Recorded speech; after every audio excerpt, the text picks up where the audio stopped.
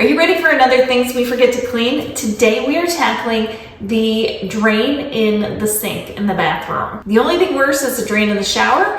That's another nightmare for another day. Here's our unassuming drain, and all of these little stoppers are made differently. So sometimes they just pull right out. Sometimes you have to unscrew them. Sometimes there's a latch underneath, which this one is, but I first want to unscrew this cap, okay? That's not so bad, but when I look down in there, it's not pretty.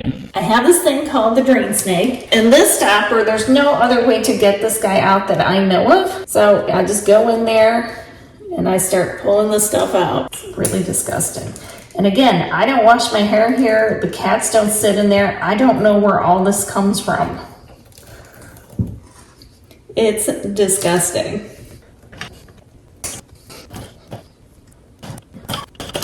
How's that for gross?